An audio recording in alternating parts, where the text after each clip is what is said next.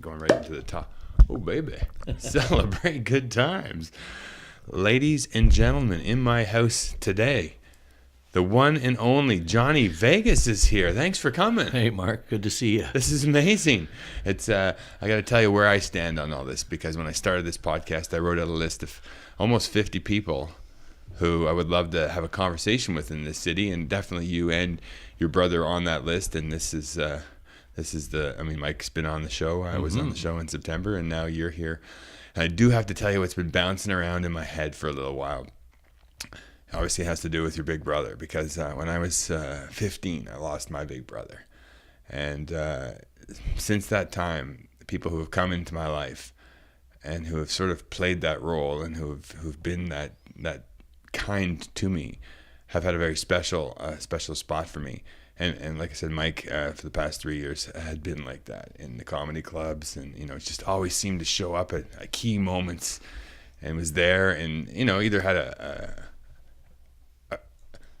I don't know if the word is, but maybe a real word for you, not just, hey, good job, hey, whatever, but like some real brotherly love, some constructive criticism, and even a great job, or you did this, and pointed out things, and you knew he was really paying attention, and he really cared. And so what's been bouncing around my head is I just wanted to make sure that you knew how important he is to people like me in this city, and to have him here was just so special, and the loss will be enormous and felt for a long time. Yeah.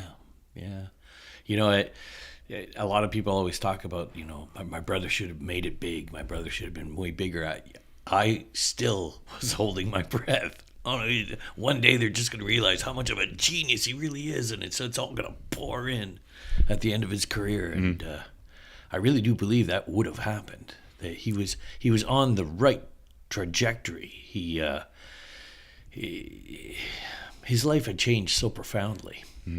And it had a real positive effect on his mental outlook, and I think he really saw himself as that guy. Like, I got to go out there, I got to coach these guys. I got to give him some feedback, and I think he's always been like that. But I think he was more into it in the last 5 years than ever before in his life, and it meant so much just to see him appear at the door. And no matter what was happening, if I was about to go on stage and host a show, if I saw him, I wouldn't start anything until I went over a fist bump, even a wave or something, just to acknowledge the fact that I knew he was in the room, and it was that important to me, And I remember on the day on St. Patrick's Day this year, having a great day at the cottage with the kids. We were out playing outside, and I came in and heard the news, and then there's just been this empty feeling inside me, and I couldn't resolve it. And then you had the celebration of his life, and then to hear people get up and have similar sort of feelings, and then everybody in this room, like a massive room, 400 people there, and just sort of all on the same wavelength, and to hear the sadness and the happiness and the great stories, and it really was a moving and special thing to be part of, and that was an amazing event for sure. Yeah. And I know it was hard for you, and what are you at like right now? Like how do you cope with what's happened? Because I don't mean to jump around here just yet, but he did seem like things were like from the trajectory of his health from when I met him to recently to passing away. He seemed like he was just getting better and healthier, and doing such great things both off stage and on stage. Yeah, I thought so too. I mean, he was admitted to the Heart Institute. I forget, it was a late February, and I guess there were some markers in a blood test that showed up, and he was advised to go to the hospital, which he did, and thank God he did right away. And they discovered there was some issue with his heart. I don't know all the technical terms, but so they checked him in, and they immediately started doing stuff and tests, and they figured there were a couple of issues here, and so they treated them. And a couple weeks later, it's like, I guess Mike started on the 5th floor, and then they moved him to the 4th floor, and then they moved him to the 1st floor, or something like that. I'm not sure what all the stuff is, but I got the impression that he was like at the low risk thing, which is why they kept on moving. All the big, like, we got to stay on top of these people every second. They were on the higher floors, and that's how I understand it. Yep. But the point was, he was like, he was looking at a discharge within a week, and out of the blue, his heart started racing, and that was ultimately, I guess, what did him in. But it started in the morning. I mean, I got a phone call in the morning that day that we should come in and see Mike. But then they wanted to do this procedure on him. So, I mean, I think Bonnie, Mike's wife, saw Mike briefly as they wheeled him into an elevator, but he was already out at that point. So she saw him, but he didn't see anything. And, the bottom line was I had a gig that day, that afternoon. I never play St. Patty's Day. I don't know any songs. I never play St. Patty's Day. That's not my thing.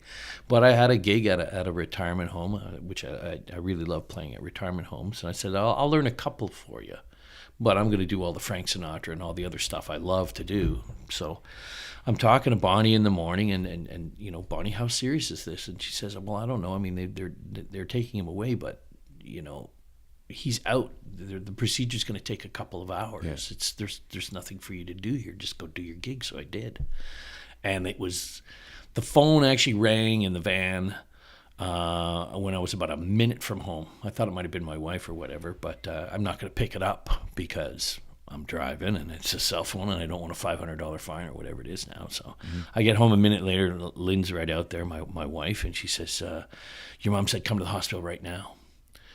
As it turned out, it was already over at that point. We got to the hospital 20 minutes later, and Mom just, came over and said, Mike's gone, and fell into my arms and burst into tears. It was really heavy. But I was stunned. I just stood there, what? It took me a long time, and I'm still processing. Yeah. Like I have one of these cards. I actually have two of them, so I can see both sides, side by side, right in front of my computer. So I look at Mike every day, but fuck. Yeah. I still find it so hard to believe he's gone. Yeah, me too. Yeah, and I think it's going to take a while for everyone to process, like, what an incredible loss this is, because, I mean, the guy just had so much talent. Thank God we have so many videos and recordings of all his performances and his different routines, because, it's unbelievable how many hours and hours he has. Unbelievable. Yeah. I was so shocked at that celebration about the stories. I mean, he started with 3 hours, right? Yeah, well, at 3:45, I think is what he said. But to put it in perspective, the one thing I never understood about that, and Mike's manager, Howard Lapidus, told me about it because he saw that first performance. He went to the Rotters Club, and that's when he said, I got to be your manager. And he said what Mike was doing, Mike came up with some original material. Everything he could remember that he'd ever seen on Red Skelton or in Bugs Bunny or whatever. He liked all sorts of different comedy growing up as a kid. And, Howard told me that some of the material he'd seen before. He knew Mike was, quote, well, he didn't actually use the quote, but I guess it would be, quote, plagiarization. But Mike dumped the stuff as soon as he came up with more of his own stuff. But at the beginning, how do you write 345s? Yeah. Well, he wrote some of it, but he didn't write it all, and he changed some bits. But the point is just to prepare that much material for your first public performance. For your first one, yeah. That's amazing, for sure. Totally like set the standard about how to tackle the actually on stage comedy, right? Like take it like it's a job. So passionate about it, and just to go up there and be a perfectionist about every little thing, right? Like the material itself could carry itself if he just stood there, but he didn't. He would act it out. He would show facial expressions about everything, and it was like that when the first night I saw him, January, so 3.5 years ago, and he wasn't looking healthy, but he was up there. And he was, I've only learned this since, that he was re-teaching himself comedy, basically, right? And he up there at an open mic, where people aren't even really paying attention. They're waiting for their buddies to get up, and here is one of the greatest comedians definitely Canada's ever seen, and doing it all again, the facial expressions. And I was shocked. This is a guy I grew up, I've been watching for years, and here I can be around that, and just to see him put the effort into, going out to the open mics, and he did it a lot. Oh yeah, it was. It's amazing. I mean, I didn't realize he did it as much until after the fact, because all the stories pour in. But yeah, it's like that's a common denominator that many young comedians have come up to me.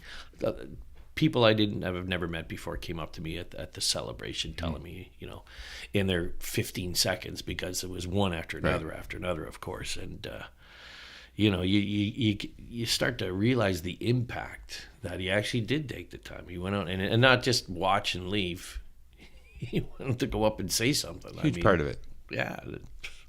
You can't, like you say, the void that his passing has created it's immeasurable, and it can't ever be duplicated. Like, it was just such an amazing thing. Like, it's like going to play basketball. Michael Jordan shows up and tells you what you could do to be better. You know what I mean? It's not even like what was wrong. He just kind of gave you the first of all, he always started. It was like the classic teacher class. That was great when you did that, and then. It felt great, and then he would say, "Hey, have you tried?" and this, and just like so valuable a tool. And then also, just being there is like we said, just going out and being part of that environment and that community is just a huge asset to have, for sure. And I'll never stop appreciating what he's done for my life and for the community around him, for sure. How is it? And I know I listened to you on CBC radio this morning talking about Mike growing up and that, and it's always the case when people are like, oh, it must have been funny, or it must be great living. Everybody says that. Isn't that crazy? Like, you don't have any clue, right? Yeah. Sometimes it was fun, other times not. I mean, I said that at the celebration, right? But I don't really remember the bad times that much, and it really was never that bad, Yeah. I think Mike, it was more of a psychological game with him. I remember one time, my little brother David, we got him pissed off. I mean, and to be quite honest, it wasn't like he just started picking on us. We knew he was mad, so we'd start by needling him, and. Anyway, one thing would lead to another. He'd start chasing us around, literally, just like it's a Bugs Bunny episode with the guys chasing the guys around, or whatever, the rabbit and the coyote and the roadrunner or whatever. But I remember one time, David and I were so scared, we ran into the bathroom and locked ourselves in there. I don't know. He might have been 6 or 7, and I would have been 8 or 9 or something like that,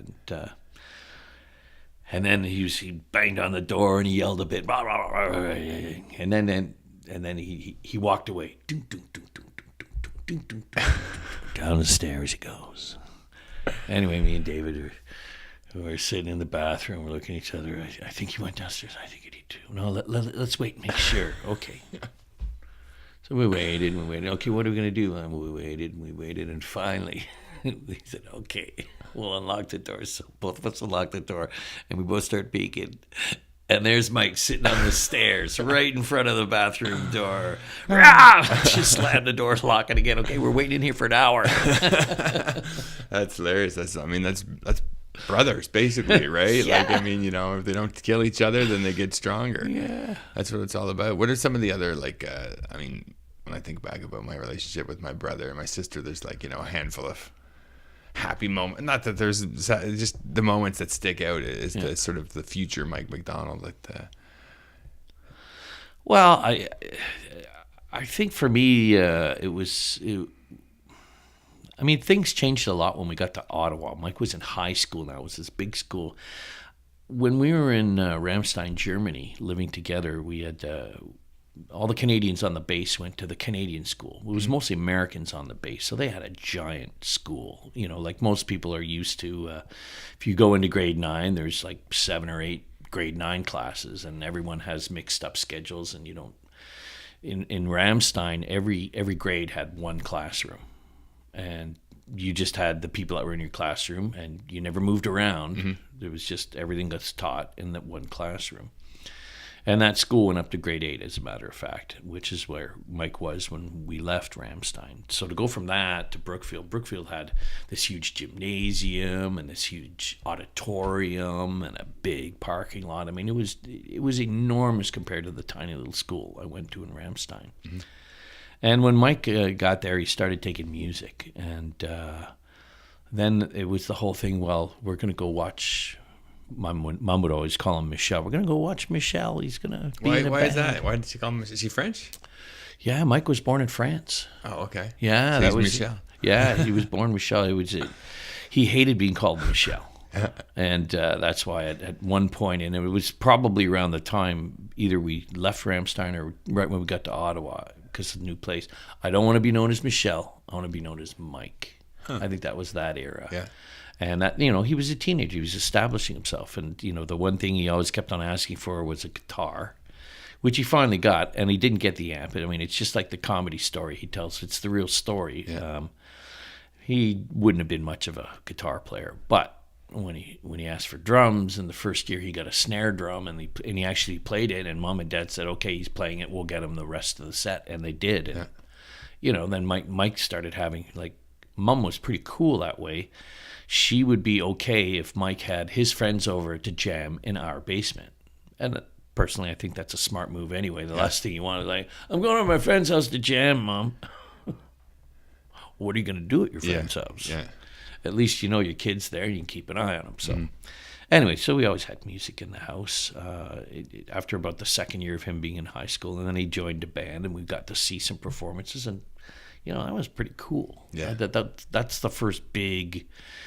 fond memories of Mike being on a trajectory, on a course to he wants to do something more than just go out and get a good job and get married and have kids or whatever, blah blah blah. He had different ideas, and that was cool. I mean, I certainly would never pursue the idea of something like Johnny Vegas without first seeing Mike do what he did. I mean, even just the fact that I'm so into music, it really has a lot to do with the fact that Mike was into music. So whatever Mike was into, I would get into. And, that's why I'm a big Beatles fan, because Mike was a big Beatles fan. So, and back then in the 60s when we lived in Ramstein, Germany, I mean, the Beatles were huge in Germany, right? So it was everywhere. I remember going to into Ramstein, Germany, and going to a shop that sells stereo stuff and buying the first record player that he could, a good record player to play his Beatle LPs on. And I would have been, 6, but I remember it. I remember it was a big thing for Mike to have his own. You didn't have to use Mom and Dad's hi-fi anymore. Yeah. The big television with the radio on one side and the turntable on the other, Yeah. But the music was a huge influence from Mike for me. Yeah. It's amazing because, I mean, as you know, Mike was on this podcast and talking about the same stories, and it's interesting to see it come from the younger brother's perspective. So you're, is it 4 years younger? So closer to 5.5, really. 5.5 years younger. So that's quite a bit. It's quite a bit. He's actually an adult, and you're still like a young person. So you're looking up to him, and he's that's amazing, right? He's in the band. He's like, that's cool. So that was your inspiration to get into music. Definitely. And what was so it was listening to music first for you? Well, listening to it for sure, but I liked music, and I can't honestly remember when I was first able to touch a keyboard, but I know at one point someone came over and tried to sell us an accordion when I was I would have been 9 years old maybe, and it was door-to-door accordion salesman. And we bought it. Our family bought it. My sister had it. Yeah, accordion. And I at that point I knew how to play at least a simple melody on it. Someone had shown me something, and that guy's like, "Oh, this is great. This kid can already play something. I'm going to sell it to these people." And of course, Mom and Dad didn't have the bread, so they didn't buy it. But eventually, Mom and Dad got me a thing called a Magnus chord organ, And that was something that was fairly inexpensive, a lot of plastic parts, but it had a little keyboard with about 2.5 octaves of keys on it, and then the left side had these buttons you pressed, and it would either do a C major or an A minor or whatever. So you had the chords. And then you'd play the melody on the end, and the books were really simple. And I still have the books for my Magnus Chord. Wow. Like all these old public domain songs, like "Beautiful Dreamer" and "When the Saints Go Marching In." And So what kind of instrument is it? Like a keyboard? It's an organ. An organ? So it has keys that you play the melody on, Yeah, and yeah. all the keys are numbered 1 through 22. Okay. So they'll show you the music like real music, but inside each note is the number of the actual what you're supposed to press. Wow. And then on top they have the chord. So the major chords were white buttons, the minor chords were black buttons. Sounds like a great way to learn music. Yeah. Well, the great thing about it was so simple. You could teach yourself, which is what I did. Yeah. They got us the chord organ. It was for me and David. And David played it a bit too. But like I liked it so much, I kept the books. And like we're talking, it was 50 years ago. Wow. And I still have the music books. Yeah. How old's David? David's a little less than 2 years younger than me. I think it's 21 months between Okay. us. So we were very close in age. Yeah. And like my relationship with David was quite different. He was the younger brother. And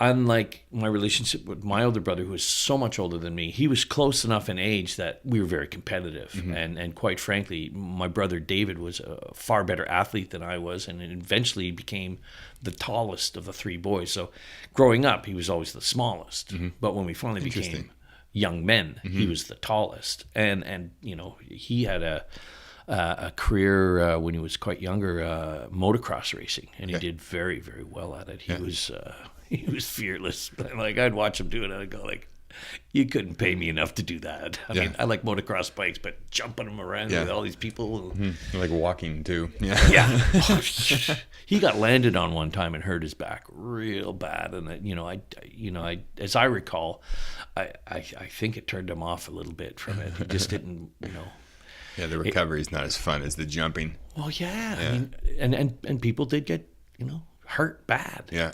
Ended up in wheelchairs, that kind of thing. And it's it's fun, it's expensive, it's this, it's that. But at one point, he just said, "Nah, that's enough." But So then you're into music. You've got that organ-like thing. Do you play the guitar? I eventually taught myself to play. Dad bought me a guitar. Without the amp, by the way. So you bought you an electric guitar without an amp? Yeah, he bought me an electric guitar. It was we went down to Sam's ABC Music. It used to be in the Bywood Market. Okay. Upstairs on the second floor where they kept the guitars. And I remember this guitar. It was gorgeous. It was a natural ash body. It was a copy of a Fender Stratocaster. The brand name was Stag with 2 G's at the end of it. Stag Strat. And I eventually modified it and put in a DiMarzio Super Distortion humbucker pickup, which is pretty funny. I thought I'd get that rock and roll sound. It just made the guitar louder, but Yeah, which is rock and roll, isn't it? what I should have bought was an MXR distortion pedal. Oh man, yeah. The pedals are amazing. My son, both my younger kids play a lot of music. Drums for the youngest, and the other guy's non-stop guitar. I'll show you when we're done here. Oh, cool. Is he got this guitar for Christmas? He'd saved up. He had for years. They were out busking all last summer. I would take them down. They would play their guitar and their drums, and they'd saved their money. They saved Christmas money. They saved birthday money and everything. And they had, I forget, like close to $900. Wow. They went and bought an awesome guitar. It's the coolest looking guitar. I can't tell you what kind it is. Okay. But, because I don't know. But he had it for a couple weeks. And then my wife went in there one night to shut off the lights. Shut the lights off, turned around to walk out. Knocked the guitar off, and it busted the top part off, and it's just been this terrible thing in our family. Oh my God. So I guess I'll ask you if we can get it fixed somehow. I guess there's someone who fixed. I know we Googled it, but it's still like so precious, and we're like, we don't know what to do with this. Yeah, I can give you some advice on that. Yeah, we'll take a look at that after. You probably don't know this, but I used to be part owner of a music store in Ottawa for many years. We used to buy and sell used guitars. Which store? What was it called? It used to be called Songbird, and then the employees bought it off the president a few years back, and now it's called Spaceman Music. Okay, yeah, on I know where it is. Gladstone Bank. Yeah, it's a nice little spot there. Yeah. What did I buy there? I bought some pedals there or something for them. Yeah, they got a great selection of that stuff. Yeah, it's I loved working there. That was back in like the mid '80s to the mid '90s was when I worked there, and grunge was the big thing, and all these guitar players, they just wanted to have that grungy sound, but. It was always a great place to work because there were so many interesting people that would come in. Unbelievable. And unlike a regular retail store, there was so much of the day-to-day business that involved actually buying stuff off people or trading things, bartering, whatever you want to call it. And that made it a lot more enjoyable than just, selling the same product code out of a catalog, essentially, because everything was different, Yeah. Things would come in that were old and sometimes beat up and sometimes good condition, and They've all got a story to tell, right? yeah, they all. Yeah, I love part of my love for my children's music is because I've always wanted to play the guitar, and I've taken lessons and all kinds of, and I've had guitars. This house is full of guitars. And I've just, I get to one song and it's terrible. I don't know what it is. It's just not in my DNA. But one of my kids, the guitar is in his somewhere. I don't know, but he just loves it. And I love going into the stores. And you see these guys who have clearly worked there 30, 40 years. Yeah. And they're in bands and they love it. And if you're there for 15 minutes, you'll be there when someone walks in who you wouldn't even know would be a musician, picks up a guitar and can play the thing like nothing. And it's amazing that it's a thing. The reward is internal, right? Yeah. Like it's such you can see that they pick it up and they're not doing it for anyone else but themselves, and they play the guitar and they put it back, and it's just such a. You're not getting money for that, and I'm sure you're the man to ask. To make money in that world is not easy, no, right? And how have you done that? This has been your job for a long time. Long time. To tell you the truth, at first, when I started doing the Johnny Vegas act, like a little over 23 years ago now, I had other jobs as well. So I didn't have to rely as much on the Johnny Vegas thing. But eventually, these other jobs sort of dried up. I was working originally at Zaphod Beeblebrox, and then I moved over to Barrymore's Music Hall, and I was the director of entertainment. I started off with one night, then I had two, then I had three, then I had a club that I was in charge of booking the bands. Now, I didn't book all the bands because there's promoters in Ottawa, and sometimes they just want to use the room. So I coordinated everything, and sometimes I would pick bands, whatever. But the point being is, I got this weekly salary for doing this, and I was also a DJ at Barrymore's for started at Zaphods, went to Barrymore's. That was 10 years, and again, I got paid every week doing this. And then I had a gig at Maxwell's with my band, which I had for almost 20 years. Again, I got paid every week for doing this. So all this stuff sort of combined together, and I was pretty comfortable back then. And but eventually, I moved away from Zaphods. Barrymore's changed hands, so I stopped working there. Maxwell's eventually changed hands, and I ended up not working there anymore. So I actually found myself with no weekly gigs anymore, and that was there was a time a couple of years ago where it wasn't so good for me. But thankfully, I have a supportive wife, and she's got a really good job, and we were able to sort of make ends meet. But I'm sort of I sort of had to reinvent myself, because when you don't have a weekly gig with your band, people don't call you up and want to hire the band. So I started doing solo work, and it's taken a few years to get established, but now people know me more as a solo entertainer than as a entertainer with a band, although everybody remembers my band that went to Maxwell's. Yeah. People talk about it all the time. I just don't get quite as many requests for the band. I used to do 75, 80 gigs a year. That is including the 50 at Maxwell's. And now with my band, I do maybe 6 or 7 or 8 a year, which is... With the band? Yeah. Okay. So that's a big change from going from 80 down to 6. But, at one point I did 3 or 4 solo gigs a year, and I think this year I'm going to have, 180, maybe 200. The year's not over yet, and people still keep... But, if I had to estimate, it's... somewhere between 180 and 200 shows. And that's a lot harder to manage, though, right? Because you're dealing with each gig you have to put a certain amount of energy into, whereas before you just show up on a Wednesday at Max. It was Wednesdays at Maxwell's. It was Wednesdays at Maxwell's. Yeah. Well, it's weird because I thought about that. Every week at Maxwell's, I would have to go in on the day, sometimes the day before, and I'd set up the PA system and everything because it wasn't set up. It had to be set up and taken down for each individual gig. That ended up being a great deal of labor, usually about 90 minutes to put it all up, and then the next day come back and another 60 minutes to pull it all down. So that was 2.5 hours of extra work right there, which was semi-physical. Yeah. But now I have this tiny little setup I put on a cart. I mean, most of my gigs are at retirement homes, and I really love playing at these gigs. I mean, my crowd right now is the 85-plus crowd. I'm killing it. I am the top guy out there right now, or so they all tell me every time. Yeah. But there's a good turnover there too, right? I mean, I haven't seen your material.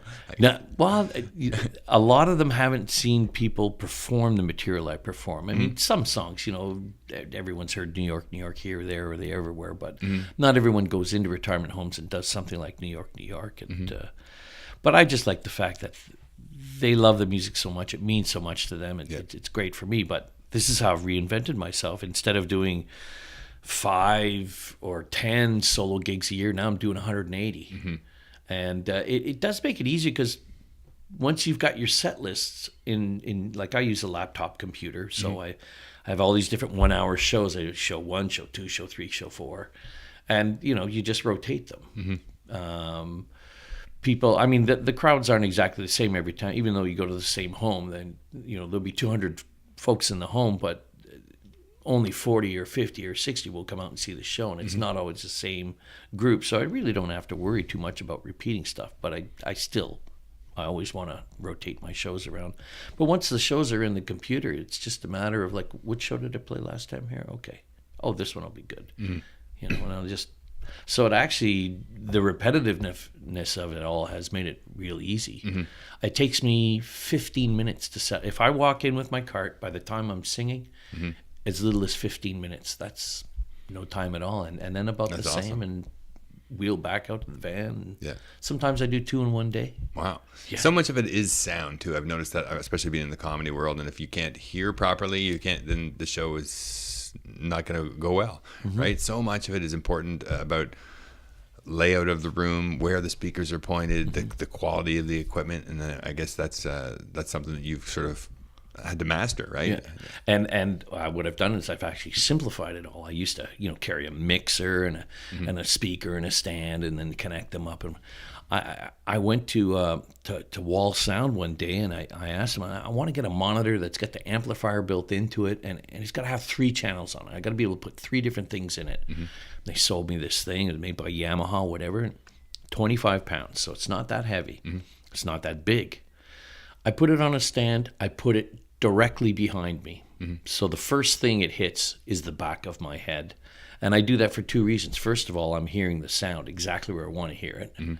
And secondly, my head and my body act as a diffuser, because the elderly people don't like music blasting at them. So by standing in front of the speaker, they can still hear what comes out of the speaker. It's just not coming straight out, and it literally bounces around the room. And you don't need that much volume. I mean, when I'm singing, even without a microphone, I'm loud enough for most rooms I play in. Like if I'm belting out New York. Yeah.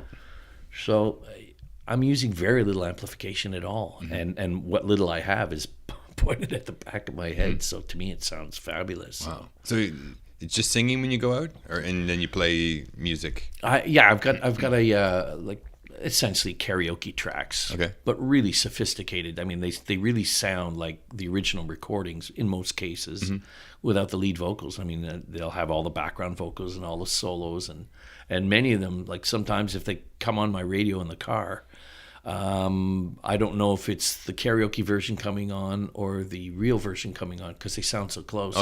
Only when there is or isn't vocals do I know. Oh yeah, okay, this is the karaoke. So do you play just the instrumental music in your car so that you can? Oh yeah, that's where I practice. Oh nice. Oh yeah. Just sing along every yeah. time. That's amazing. You've been doing this how long, and you just say that's where I practice, right? Yeah. Like, isn't that incredible? That's very similar to I imagine your brother's sort of MO to comedy. I'm sure he went through things nonstop in his head over and over, right? I mean, that's part of the beauty of watching someone who's top of their game, right? Is their commitment to continue to improve, right? They always said, like, Jerry Rice, the day after the Super Bowl would be out there running laps or doing sprints and running patterns because you got to get better or you're getting worse. Yeah. Right? How much of that, and it sounds like speaking to you, and you've probably heard this before, is very similar to speaking to your brother, like some mannerisms, the sound, and the smile, and you get into these like almost bits, like voices, you know what I mean? And it's very similar. It's very refreshing, and it feels really good. How much of that? Where did that come from? Is that your dad, your mom, a combination? Like this commitment to be driven at something, to be perfect at something. I don't know. It's hard to say. Dad was a bit of a perfectionist. I mean, and actually, I didn't really realize it until, after my dad had passed a few years ago and, going through photos and being reflective about it. Dad was a bit of a jock. Mm-hmm. I never got that before, I knew he liked to bowl, but he was the pitcher on the softball team, and he was really freaking good at it too. Yeah. And then, I saw a picture of him and the kids where he grew up in this tiny little village in Nova Scotia, and they were all playing hockey with like homemade sticks kind of thing, because they were very poor. And I didn't realize it, but Dad played a lot of sports. Yeah. Like going out every Sunday and playing golf was a big deal for Dad, and he was pretty good at it too. And he's in the military, right? Well, there's the whole military aspect. Dad was fairly strict. I mean, Mike always played it up for the sake of comedy. Yeah. And, a lot of people sort of misinterpret the whole thing as that Dad was beating us constantly. I know of people that had that kind of dad. Dad wasn't that guy. Mm-hmm. I mean, most of those dads that were beating their kids all the time for no reason were probably drinking really heavy. Mm-hmm. But my dad never did that. It was always one of two things kind of thing. Either he asked you to do something and you didn't comply, or you did something that you shouldn't have done. Mm-hmm. And that was to me and to my brothers, that seemed like Dad always had a legitimate reason for getting angry with us. Yes. Trust me, I got 3 kids, and there's lots of legitimacy to anger. Yes. That's great. And so your mother, what kind of I'm still trying to figure where, like, to get to be the best, you have to be passionate about something, and then there has to be the drive for it. And I consider your brother maybe the best. Like, there's Richard Pryor sitting right there staring at me, and I consider him in that category of you couldn't, there's no better, you know what I mean? It's subjective. It's like, this is a guy who's going out there, who's entertaining, who's speaking the truth, and has a message behind everything he says, and you go home feeling like you've laughed a lot, but you've also you've been through an experience where you feel you're a better person.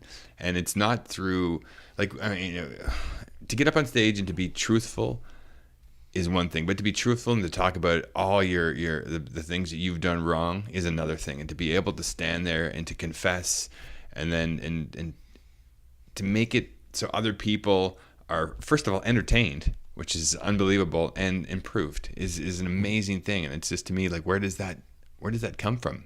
Yeah. I got to tell you, you mentioned Pryor. I always think about Carlin. Mm-hmm. When I think about, who would I compare Mike to in terms of, like, what's the caliber? And but you can say the same thing about George Carlin. Mm-hmm. There's a message in all his humor. I mean, and especially as he got older, his humor was almost nothing but message. Mm-hmm. It was funny, but and I don't know if you must have seen the clips that keep on playing on Facebook, where he talks about how the government are the rich people or this or that. I've seen lots and lots of it. And it's all bang on. Mm-hmm. They only want you smart enough to run the machines. That's right. And it's right there in front of you. Like, how can you do? It's funny, but at the same time, wow, well, that's true. But I don't know. I think Mike is just driven. You see, my dad never really sort of pushed him into anything. Not that I recall, anyway. I mean, he got a new set of skates when he was 3 or whatever the case may be, but Dad was never trying to like sign him up for baseball or any of that stuff, or hockey or whatever. In fact, same with me. If we wanted to do something, we asked, but we never sort of got pushed in anything. Which is why Dad bought us a Magnus chord organ, because it'd be nice to have a musical instrument. So he bought one, and then eventually I wanted to get a guitar, so he bought one for me. And I still play guitar, not very well. I've never been a very good guitar player, but I certainly can play along with myself if I'm singing, although lately I don't, because it's just 3 more things to carry that, again, I want to keep it simple. But circling back, I think Mike was just self-motivated. He just wanted to... I mean, at the celebration, Manny Montenegrino, who was like his first best friend in high school, that first fall that we were here, he mentioned it, that here's this shy guy in the corner. And, within 2 years or 3 years, he literally was like the king of the high school. Everybody liked him. Everybody thought he was funny. When I started going to high school, Mike was still there because he had dropped out and then come back. So he had to repeat grade 11, and so he stayed a lot longer than he should have, which gave me a chance to... We would have never been in high school together had he not done that. Anyway, the year I come to high school, he's head boy. Oh, okay. Not only is he the funniest guy in the school, and all the teachers love him. I mean, all the cool teachers love him.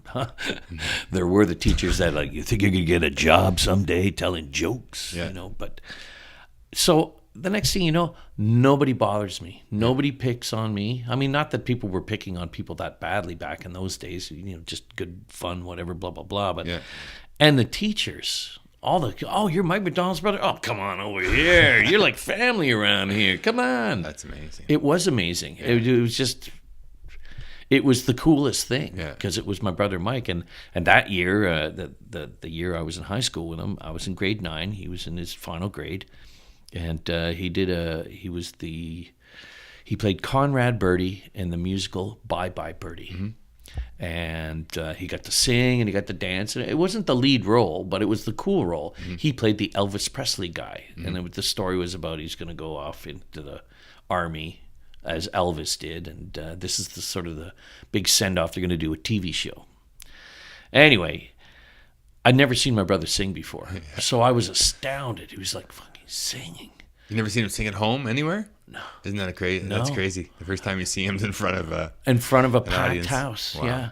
And then the cool thing was his outfit for the whole show was this gold lame suit. And if you've ever seen the Bye Bye Birdie movie, Conrad Birdie walks around in this gold lame suit in the opening scene, and I forget how much they rented it for, because it was for the whole week and blah blah blah blah blah. But one of the things I did when I started doing Johnny Vegas is I found a seamstress, and I commissioned her to make me a gold lame suit. Nice. Yeah. Still wear it? I grew out of it years ago. I still have it, though. Yeah, oh, cool. It's kind of tattered. I wore it a lot back in the early days, but the whole point is I was inspired by Mike. I saw Mike in it once and it'd be cool to have a gold lame suit. Yeah. That's amazing. I guess it's like you said, because of the age that you really looked up to him, because I can see like the rivalry between brothers. What do you call that? Sibling rivalry. When you're closer in age is really intense. And like you say... Well, that was me and David. Yeah, and it makes you kind of go in different paths, right? Because you don't want to be competing, so you don't want to always... Who's the better hockey player? I'm going to pick something else, music. And what does David do? He must have some sort of art. Well, actually, Dave athlete, Dave did the athlete thing with the motocross early on, but I mean, now he plays drums and he plays in a couple of different groups. And in fact, He talked to Bonnie, Mike's wife, and I think he's got Mike's drums now. Oh, no way. Yeah, That's awesome. Mike bought a kit, I don't know, 30 years ago out in L.A. Yeah. A really nice set of Gretsch. And, my brother David wanted to have him, which I think is cool. That is very cool. My brother David got his first drum lesson from Mike. Wow. The only drum lesson I believe he got from Mike, but Yeah. it was the first time. New Year's Eve, 1971. Yeah. We were living in the house, and Mike, I told you, was jamming with all these different bands. So they'd leave the equipment over. Now, even though Mike was the drummer, what he really wanted to be was Jimi Hendrix, the guitar player, right? So here it is, New Year's Eve. Mom and Dad are out. Mike wants to play guitar. Well, he can play guitar all he wants, but, what he really needs is a bass player and a drummer. So he picks a song by Chicago called South California Purples. It's a song that basically has a very repetitive line in it, and you can just play it over and over and over at an infinitum, which is what we did. So he taught David how to play the drum beat. He taught me how to play the bass. I was so small, and the bass was so huge. I played it on my lap with my thumb, like that. Who was the guy in Roadhouse that played guitar? Oh, yeah, Steve. No, not he the couldn't- blind. He passed away. I can't remember his name. It'll come to me. Healy, James Healy, Dave Healy, Healy. Healy. Yeah. Jeff Healy. Healy. Yeah. It's like zoning in on a target. Yeah, we had it. Yeah, we got it. Yeah, That's nice. Yeah. Yeah. Anyway, so I had to play the bass like that because it was too big for me to hold. Like my hands were so small, and so we played for hours. Yeah. Same song over and over. That's Do do do do do do do do do do do. And Mike was just do do do do do do, and it was all nonsense. But he always wanted to be a rock star. He always wanted to be that guy, which is why eventually he came up with the rock star routine. It was like, well, if I can't play guitar for real, I'll come up with this bit, and he did. That bit was killer. Yeah. But it was all based on the fact that he wanted to play. And then circling back, that's where David got his first drum lesson. So, and David would have been 7. No, he would have just turned 8 years old. December 71. He just turned. Wait, let me do the math here. Was he born 70? Is that what you said? Oh no, that was 71. He was late 62. 62. So he would have been 9. He would have been 9 in 1971. Good time to start something like that for sure.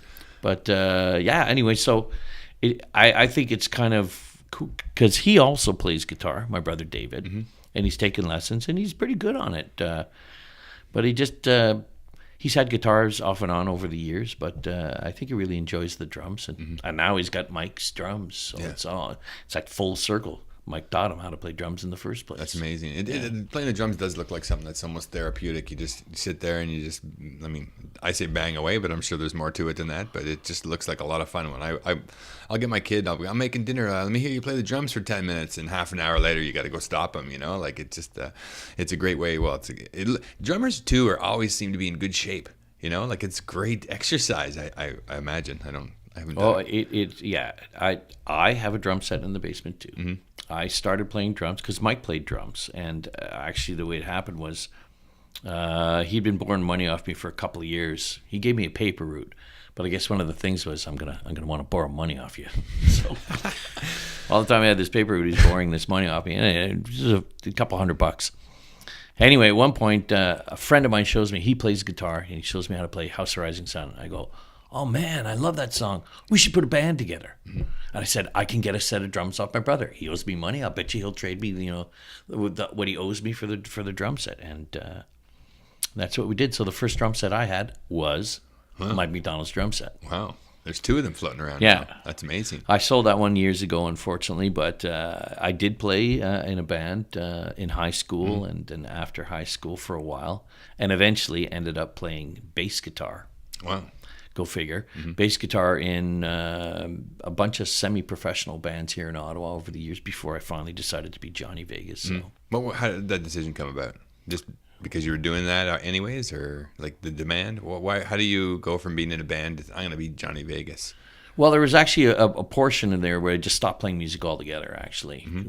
I was at Songbird Music, and the store was taken off, and I worked in the store, and I had these bands on the side. I even had a recording studio in my apartment right above the store, and all these different things combined together to give me my living income. But they took away from my focus on the store. So I think it was the year I turned 30. I was like vice president or whatever, and it was, okay, here's a raise. Focus on the store. I said, if you give me this much money, I'll stop doing this, and focus, which I did. And, the store was very healthy back then. But I stopped playing altogether. When I got back into it, I decided, what I want to be is a singer. Don't want to play bass, don't want to play drums. I just want to sing. And then I had this concept for, it was actually based on a chain-smoking lush. I mean, back in those days, of course, the bars are full of smoke. And my idea was I'd be like this washed-up lounging guy, similar to a character that I saw Bill Murray do in a Saturday Night. Yeah, the lounge singer or whatever. The lounge singer guy, yeah.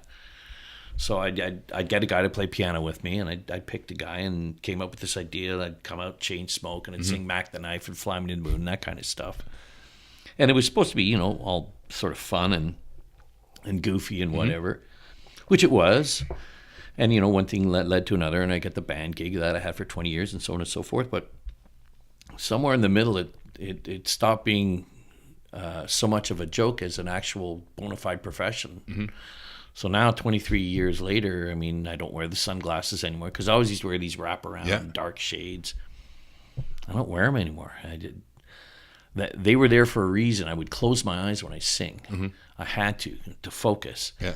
And if I opened the eyes and started looking around, I'd get distracted and forget where I was in the song. Well, I finally figured out how to open my eyes, look around, look people in the eye, and not get distracted. So I took the sunglasses off, and now I'm actually like a bona fide singer. That when I go see the 85+ crowd, we've seen Paul Anka, we've seen Dean Martin, we've seen Frank Sinatra, and you're great. Really, that must feel good. That feels unbelievable. It really does. What do you think the difference was in the performance when you started looking people in the eyes that you were singing to? I started connecting with people. Yeah. That was it right there. Literally, when I had my sunglasses on, half the time, my head would scan a room like I was the Terminator. But I wasn't looking at anybody. Sure. I mean, eventually I'm going to look in your direction. You're going to think I'm looking at you, but I'm just doing this. And it was when I started playing retirement homes. The elderly people just did not want to look at me. I had my sunglasses on. I was blocking the visual connection from my eyes to your eyes, and so I realized, okay, gotta. And as soon as I did that, I went, oh man, this is difficult. Now I remember I have to keep my eyes open. But then I started, one phrase, one line to that lady, one phrase, one line to that guy, and so on and so forth down the line. And I work a room. Doesn't matter how they're set up, whether it's rows and rows or in a big circle or whatever, because it's always a little different. You establish that sort of, okay, up the side, cross the back row, zigzag to the front, down the other side, back again. So important. Yeah. Right. Some people are looking at you the whole time. Yeah. Other people are doing other things, but they're all listening very intently. But I don't think when I was young Johnny Vegas that I made that connection with the audience, but now I do, and that's kind of more the professional thing, right? Yep. These people, they know all the words to these songs. Often they'll sing along. Que Sera Sera by Doris Day. Love doing that at retirement homes.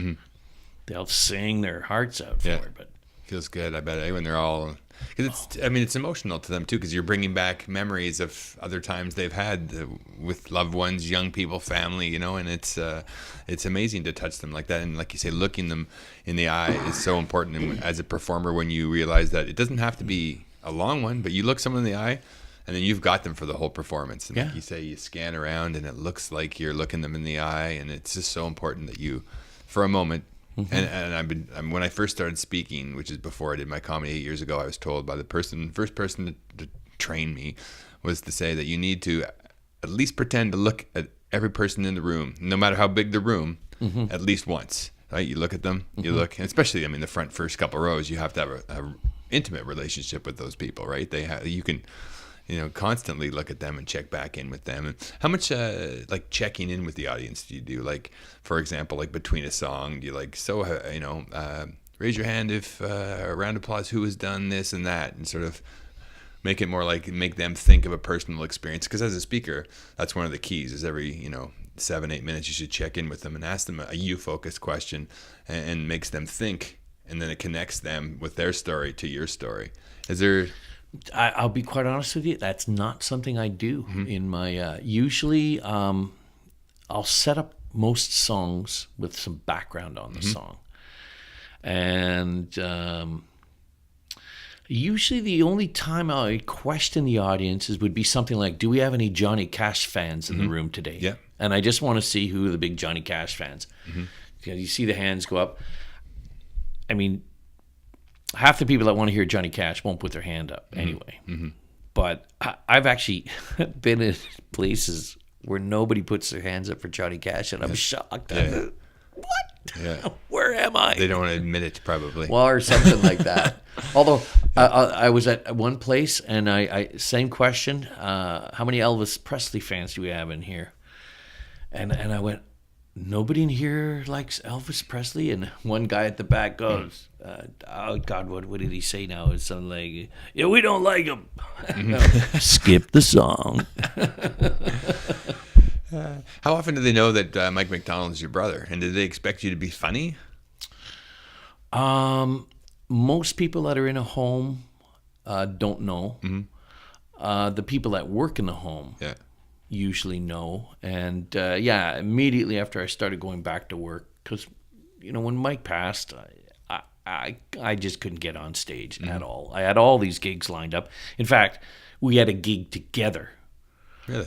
We were supposed to play, I think, on the 21st. He probably wouldn't have made it anyway, because it was going to be a week for him to get out of the hospital. But we had a gig lined up for Rochelle Ellie? Yeah, Rochelle Ellie, the Ragbag Cabaret. It was out in Carlton Place. It was the one in Carlton Place, and I got my friend Sherry Harding to fill in for me that night, because I especially that one, like to know I'm on a show that Mike should have been. Yeah, I just I was supposed to be on the show with him the Wednesday after at the Cracking Up the Capital Festival one. At Algonquin. Yeah, that was not easy.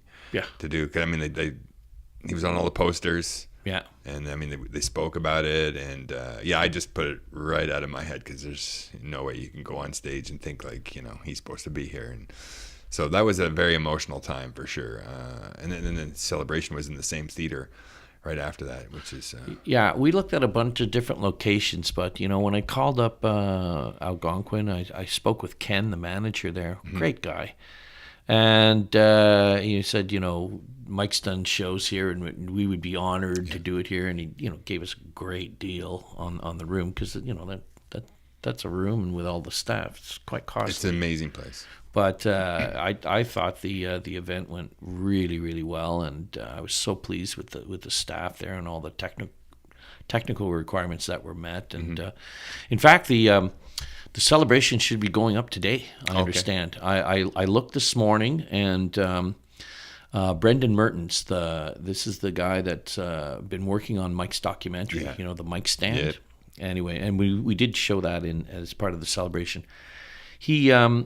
He's gone through it all. We had to they put a bunch of Beatles music in on the intermission, and because it's copywritten, the whole video got banned. So he's gone through it, and he added some shots because he had another camera running at the same time. So now we have set it up as a 2-camera thing. Yeah.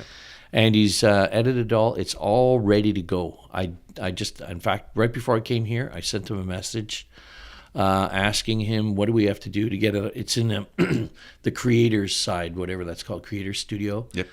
But it's not on the actual channel yet. So I'm sure all we have to do is hit the button. It's been broken down into 4 parts, because it was just over 2 hours long. So it's broken down into 4 parts, and it should be up today. That'd be great. Yeah, the best way to find it, the channel is named Mike MacDonald.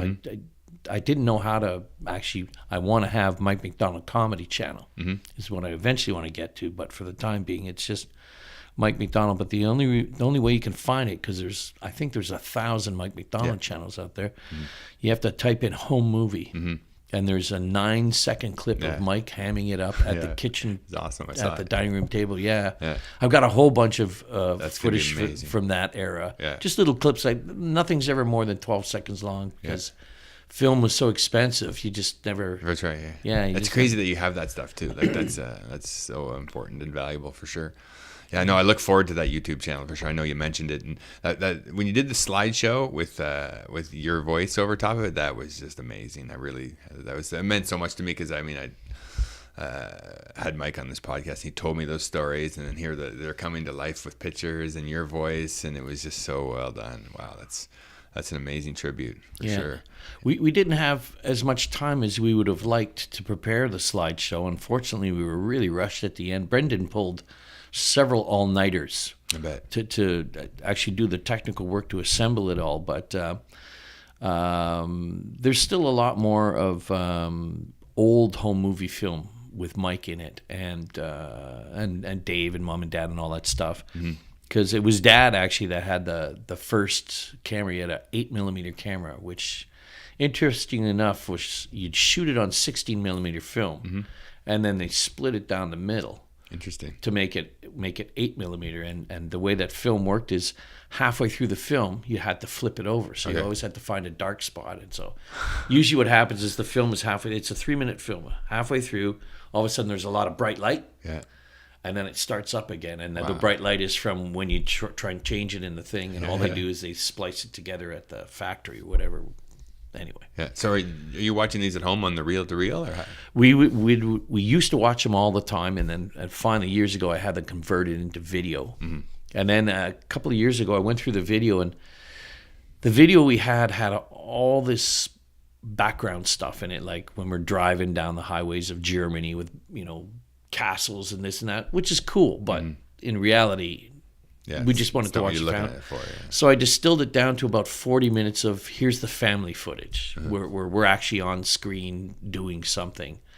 And there were a couple of quick snippets in the slideshow, but there's so much more of Mike that we want to include. So eventually we're going to go back and do a longer version of the slideshow with more images and more background narration, so on and so forth. And probably going to play that in October. We're looking at doing. In fact, I should get you on the show. Oh man, for sure. Be honored. We wanted to do an annual fundraiser, and I believe it's going to be for the Trillium Foundation. They do the organ donor stuff. And we're looking at early October. I still have to figure it out because I want to get Rich Scheidner to headline. Rich was the final comedian who's known Mike for years and years and years. And, their relationship was so interesting and so unique. I mean, when he told that story about how they first met, it was like these two gunslingers. Yeah. I think they had so much respect for each other and their abilities that they had this common bond for all these decades. And I want him to come back and do what he did at the celebration, which is all those great stories. But he had so much that he didn't have time to do. I mean, I said 5 minutes. He did 17. Oh yeah, it was great. I know, but he could have done 45. So. We still have to figure out that whether he's even available at that time of year, because originally I told him June because we're going to do it around Mike's birthday, but I just can't put something together in that amount of time after everything that's happened. I got to catch up. Yeah, for sure. Yeah. Besides, fall's a better time of year. In fact, we're I know Bonnie spoke with Howard Wagman at Yuck Yucks Ottawa, and the summer comedy competition, which I've judged many times. In fact, you were on a show one time when I was the judge. I didn't win. Yeah. Well, the other guy was funnier, okay? Of course he was. And Mike and I did that together a couple of times. In fact, I think Mike was there the time you were on stage. Definitely. I still got the football card, by the way. There you go. Best business card out Isn't there, that man. Crazy? Yeah. So I've given out 10,000 of them. Can you say that about any other business cards? Oh, that's awesome. People line up to get my business card. That's ridiculous. That. They made a card for me one time when I made a Jesus Christ Vampire Hunter, one of those films, the Pearl Necklace, and I never thought of getting a copy, and I should do that. Yeah. Anyway, circling back, so The summer comedy competition now has been renamed the Mike MacDonald Summer Comedy Competition, and I briefly glanced at the poster. I believe Mike's face is on it now, and it's going to take place July and August, and I'm going to be back to do judging again. That's great. But we're going to connect it to the fundraiser in the fall, because we're trying to set it up so that the winner of the summer competition gets to be the opening comedian. That's great. Not the MC, but the opening comedian at the fundraiser in the fall. So Amazing. I think that's a great way to not only advertise it, but I mean to give the comedians, here's another feather that gets to go in your cap. That's a great if you great win. idea. Yeah. So they're going to be promoting it for the summer while everyone's competing, and at the same time, there's going to be this big thing, and hopefully all the comedians will come and see, stories about Mike. That's amazing opportunity, and here's some food for thought, because I won the winter competition. Oh, did you? So let's find a way to put Congrats. the winner of the winter competition in there as well. Which winter one did you? Just the one that just ended, Yuck Yuck's Winter Wish competition. Oh, interesting. Yeah. So we'll throw that in somehow. Yeah, well, I've already asked you to be in the show, so we got that covered this year. Okay, perfect. Yeah, yeah. So they do a winter one, and it was for it was a charity, Tyson's Mission to $1 Million. Very inspiring young man who raises money for other people, so they can do their Make-A-Wish, and he's raising $1 million, which is like I don't know, 100 Make-A-Wish, because they're $10,000 each. It's amazing. Yeah, we actually did a show together at Dylan Black's birthday party. That's right. And he was there because we were raising funds for him as well. That's right. Yeah, I did see you there too. I remember I said hi to you as I was leaving. I thought I'd lost my wallet, and I was panicking. And it was a terrible feeling. Yeah, I was like, I think I was the second last one up, so I was just waiting around for my spot. Okay, yeah.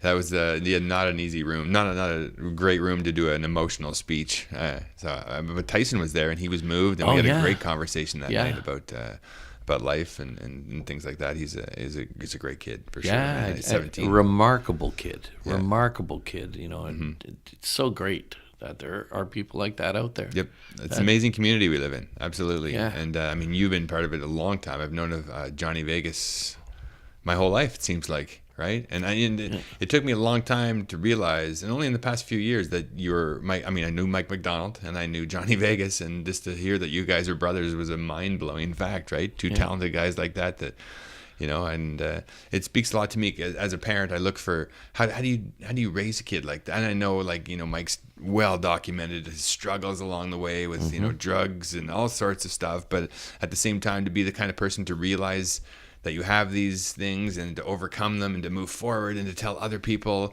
that's what it's really all about, right? Like, we all struggle, we all have things that don't go our way daily, and then to be able to stand on top of a stage and tell people that is truly remarkable. And that's the kind of people that I want to raise. I want to raise these people who realize they've made mistakes, they have things that are not perfect, and to overcome them, and then to help others.